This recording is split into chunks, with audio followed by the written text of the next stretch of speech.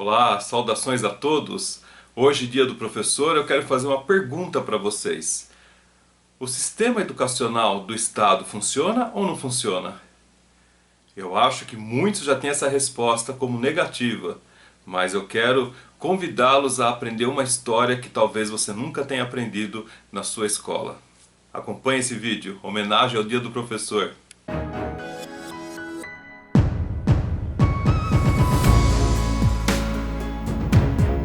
Olá, saudações a todos. Eu sou Tony Hitch, professor e pesquisador, e hoje, dia do professor, eu não deixaria em branco essa data. Afinal de contas, nessa comemoração, eu quero dar uma aula para vocês de um tema que é histórico, mas no sistema de ensino de vocês, poucas pessoas aprenderam sobre isso.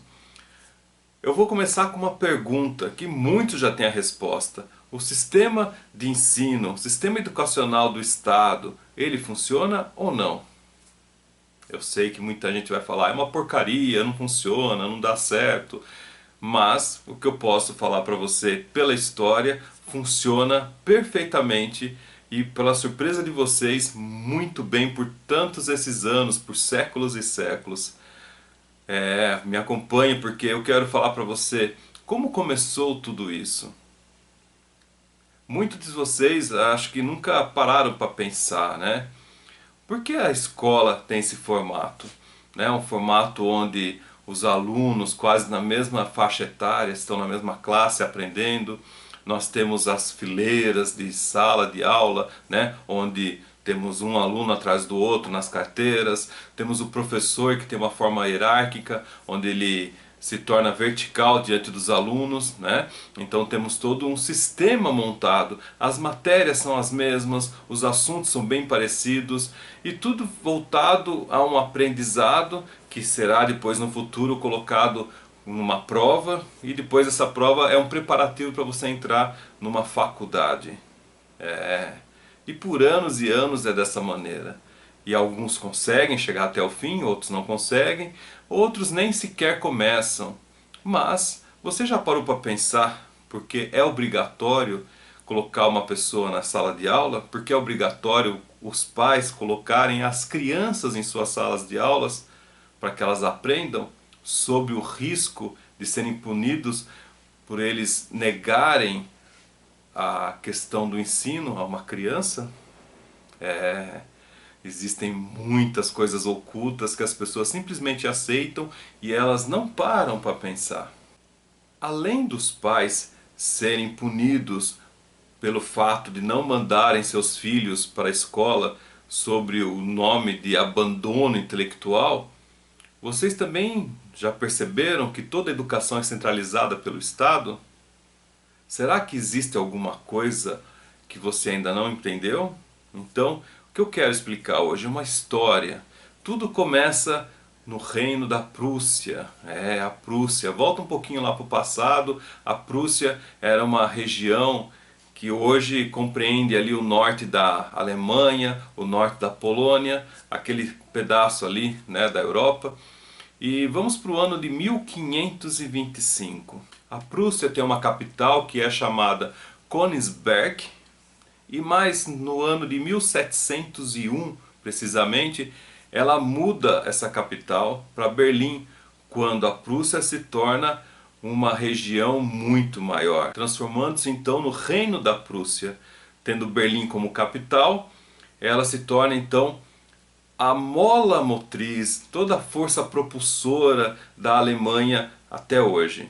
Toda aquela história da Alemanha, aquela coisa que a Alemanha inicia, é justamente nessa época com a Prússia indo para a capital Berlim.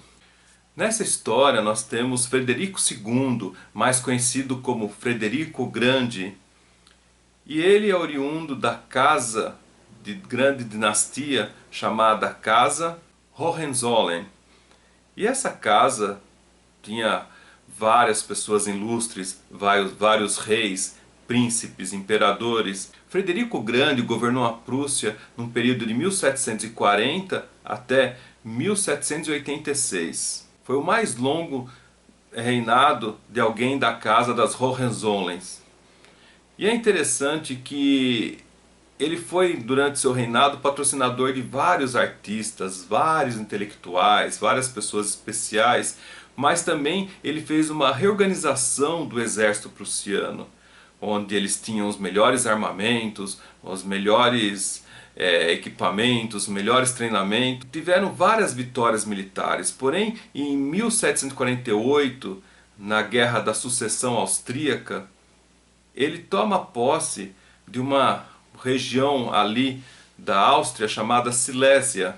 E Silésia, para quem não conhece, era uma província muito promissora e rica da Áustria. A imperatriz austríaca Maria Teresa, ela faz então uma aliança com a França, fazendo um exército, né, uma união franco-austríaca, para que ela tome posse de novo dessa região, dessa província da Silésia, em 1756, iniciando então a Guerra dos 7 Anos contra a Prússia. E é surpreendente porque as tropas prussianas, que eram mais treinadas, tinham mais armamentos, tinham mais capacidade e eram em maior número, perderam a guerra, porque vários soldados se recusavam a morrer pelo rei.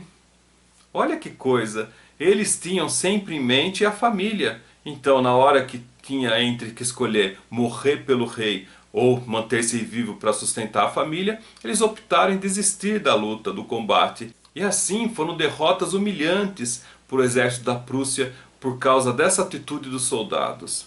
Óbvio, né, que os intelectuais e as pessoas de grande renome que Frederico II tinha contato e fazia parte ali com o patrocínio do reino, perceberam que alguma coisa estava errada e que tinha que ser mudada. E eles sugeriram ao Frederico II que deveria fazer um trabalho de base com as pessoas, porque na verdade as pessoas estavam muito individualistas. Esses soldados que lutavam estavam simplesmente individuais, eles não queriam lutar.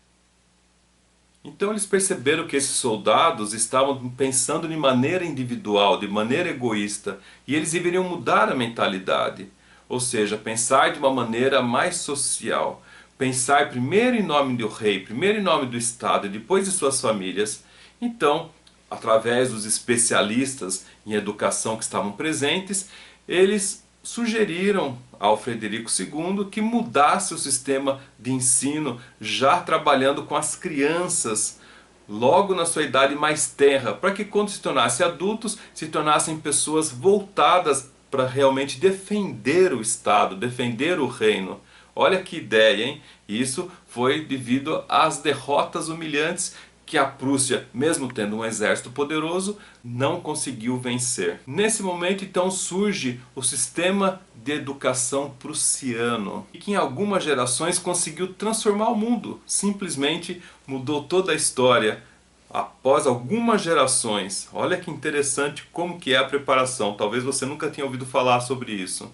Após a Guerra dos 7 Anos, que terminou em 1763, Frederico II então baixa um decreto para que implante esse sistema de educação prussiana. Então o decreto que Frederico II pôs foi realmente implantar um sistema compulsório de ensino financiado pelos impostos que o Estado recebia, e esse sistema de ensino era chamado de Volksschule, ou seja, escola popular. Consistia basicamente num sistema de ensino de 8 anos, onde as crianças entravam com 5 anos para aprender, lógico, tornariam-se adultos doutrinados, e eles se baseariam numa sala de aula com crianças na mesma faixa etária aprendendo a mesma coisa.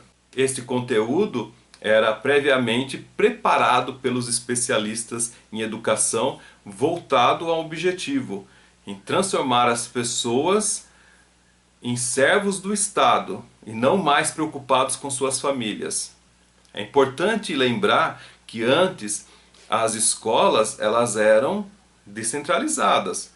As salas de aulas eram mais confusas, entre aspas, né? Então tinham pessoas de várias idades aprendendo várias coisas diferentes, e uma boa parte da população aprendia em casa mesmo com os outros mais velhos. Então era uma educação descentralizada.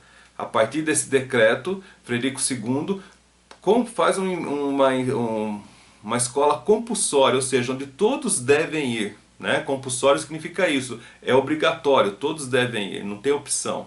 Então, após o período de 8 anos, as pessoas ingressariam para um período de 3 anos de ensino, chamado de Realschule, ou seja, escola real. E depois desse ciclo de aprendizado, eles participariam de um exame nacional chamado de Abitur.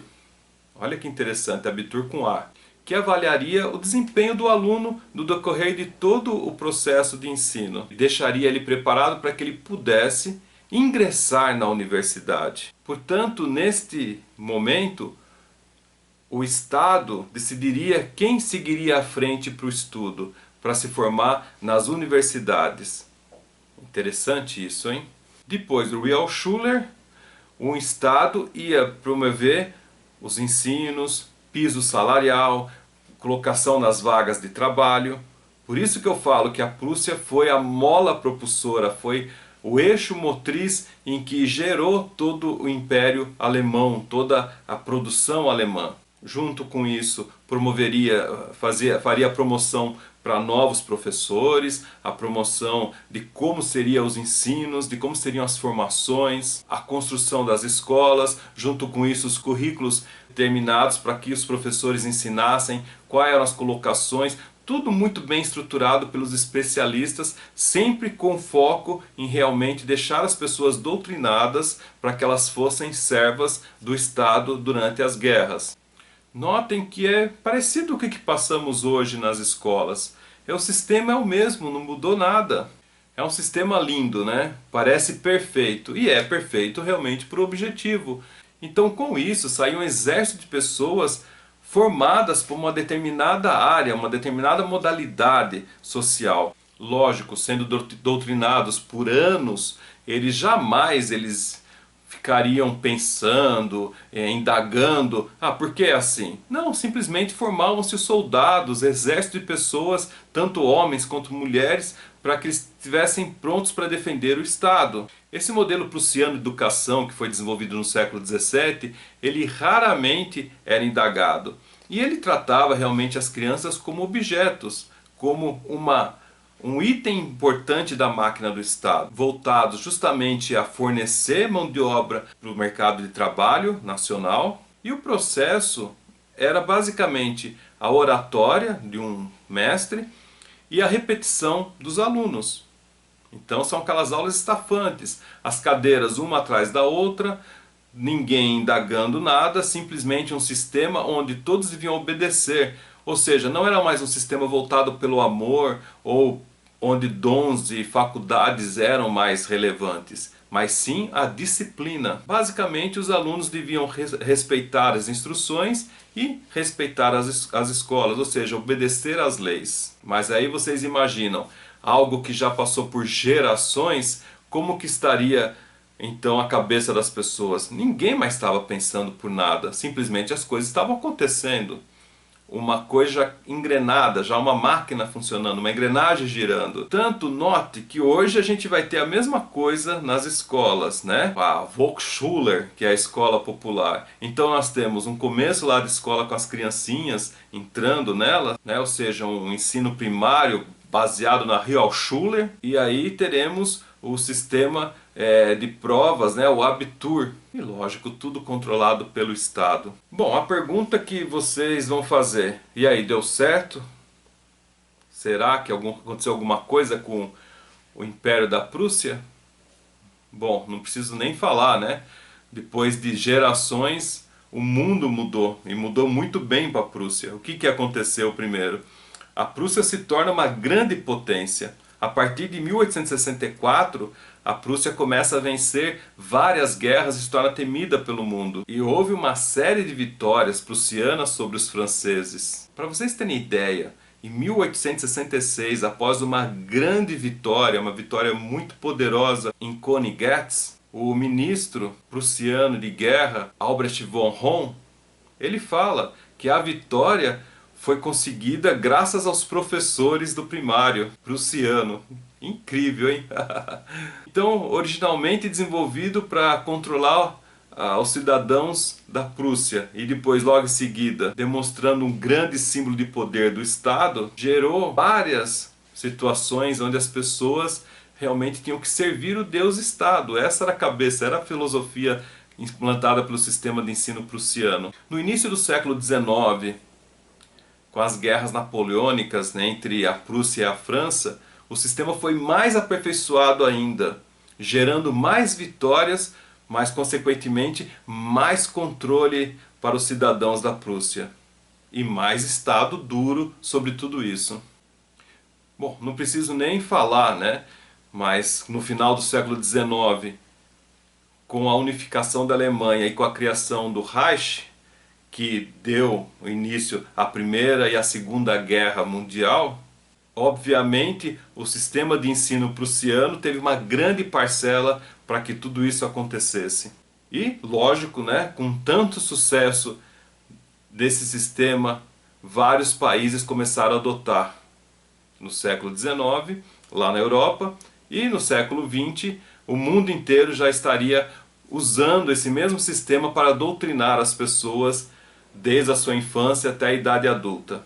O Brasil adotou o sistema no final do período imperial, no início da República. Bom, hoje vários países adotaram esse sistema, só que ao invés de só promoverem na mentalidade dos alunos a guerra, eles também promovem através da política a formação dos eleitores. Aí a pergunta que eu faço, você aprendeu isso na escola?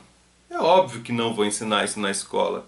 Na verdade, o que eles estão criando são pessoas zumbis, são pessoas que já estão com a cabeça sempre com o mesmo foco. Basta ver, né? Todo mundo fala, você tem que se formar, ser alguém na vida, você tem que estar numa faculdade, numa universidade, ter um título, ter um diploma, se você não é ninguém, né? Tudo isso já foi inserido.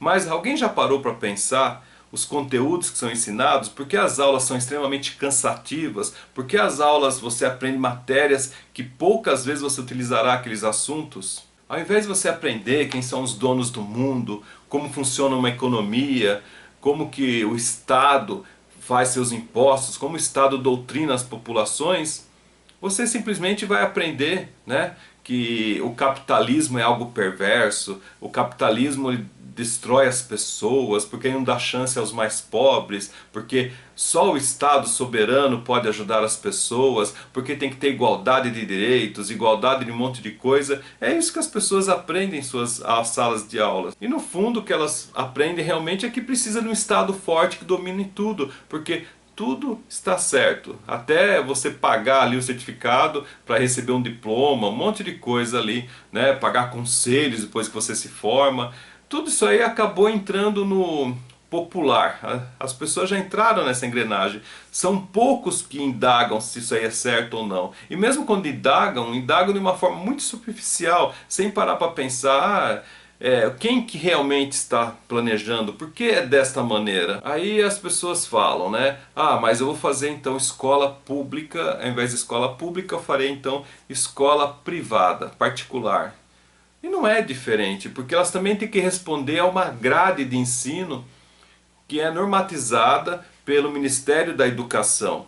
Então simplesmente não tem como escapar. Haja visto também que os próprios professores são formados pelo mesmo sistema que vai formar os alunos. Então é muito bem estrategado tudo isso, é bem centralizado, é bem colocado. Poucos vão fazer a mesma pergunta. Por que não podemos educar as pessoas em suas casas? Por que não podemos colocar as pessoas em suas casas e aprenderem as coisas através de ser autodidatas, por exemplo? Não é possível? Lógico que é possível, mas o sistema de educação você tem que fazer parte, você não pode sair dele. Portanto, a coisa ela é muito interessante nesse dia do professor para você repensar a todo esse sistema que está servindo. Hoje, como eu falei, né, a questão fundamental é preparar os eleitores. Áreas de humanas, há muitas pessoas que estão realmente ligadas à política. E vocês podem ver os vídeos que existem, os conselhos, as coisas que acontecem, tudo voltado realmente ao lado da esquerda, ao lado do comunismo, do socialismo. É muito estranho como tudo acontece. E as pessoas falam, mas não há como se libertar? Como se libertar se tudo já está na mente das pessoas desde criança? Portanto, o lado positivo dessa pandemia traz o quê? Um abalo nessa estrutura. As pessoas não conseguiram chegar nas escolas. E aí elas tiveram que fazer ensino online, ensino à distância. E isso abriu um leque muito grande para que as pessoas aprendessem em cursos abertos ou com professores particulares. E isso agora pode criar uma situação diferente na cabeça das pessoas. Será que o Estado está preocupado com isso? A gente já percebe que a informação descentralizada, por exemplo, das redes sociais, já está incomodando o Estado. Tanto é que eles querem criar leis para que realmente não haja essa informação descentralizada, para que tudo seja realmente colocado do jeito que eles querem pôr. Não é interessante para o sistema criar um tom crítico na cabeça das pessoas. Não, é interessante realmente criar pessoas que são passivas, que são doutrináveis e que elas aceitem todo o sistema. Afinal de contas, você já aprendeu, por exemplo, como funciona o lastro de uma moeda, como funciona, por exemplo, a parte fiduciária de valorização do dinheiro de uma nação? Essas coisas não são ensinadas. Como são cobrados impostos? Como são cobrados impostos? Isso é colocado? Você dificilmente deve ter aprendido o que é um banco central, o que gera um banco central, como é uma alienação fiduciária, o que é a questão da formação de capital. Essas coisas não são ensinadas. Como que é a manipulação de massas. Tudo isso daí são coisas que eles passam longe. Como é a formação de imposto, não falam também. A destinação dos impostos, como é formado toda a moeda de uma nação, nada disso é falado. Como é essa questão da hierarquia das pessoas, entre os sistemas, também não. Mas outras coisas aí que são colocadas já estão na cabeça das pessoas, ao ponto das pessoas olharem para outra e falar: qual que é a sua formação? Qual que é o seu currículo? O que você já fez da vida? Você vem de qual universidade, de qual faculdade? E aí nessa época de pandemia, a gente tem uma situação muito interessante, onde os especialistas, a ciência que a gente tem, colocou todo mundo em xeque. Justamente porque aí a ciência foi a base para a determinação de algumas decisões que os governadores e prefeitos fizeram com a população brasileira, como por exemplo lockdown, como deixá-los presos nas suas casas, como soldar a porta de comércio, como a questão ou não de tomar o negocinho, Então tudo isso daí, a questão da curva, o fique em casa, tudo isso aí foi feito em cima da ciência, muita ciência. E que ciência que é essa, hein? Enquanto a outra parte, que tinha um conhecimento mais aberto, começou a falar de coisas totalmente diferentes e ela foi totalmente silenciada. Mas está aí, os fatos estão acontecendo. Esse dia do professor é um dia muito especial, mas nesse ano aqui de 2020, explicando essa questão de como é formado o ensino, acho que as pessoas devem abrir seus olhos e começar a repensar um pouco nas suas vidas. Repensar realmente em valores, repensar realmente em talentos, repensar na capacidade que cada uma tem. Bom pessoal, eu espero realmente que esse seja um grande presente para vocês, porque o maior presente de um professor é ver alunos aprenderem e alunos, principalmente no meu caso, que eles saiam com a cabeça aberta, pensem fora da caixinha até sem a caixinha. Realmente, quando eu saí do sistema e comecei a mudar um pouco minha cabeça, muita coisa transformou na minha vida. E é isso que eu quero realmente que você faça. Transforme sua mente, abra seus horizontes, expanda seus conhecimentos. Nunca é tarde para isso, não importa a sua idade. Então fica esse presente para vocês. Se você não for inscrito, se inscreva no canal, deem seus likes aqui e divulguem para as pessoas que você gosta este canal para que ele cresça cada vez mais. Contribua com o canal Web Terapias.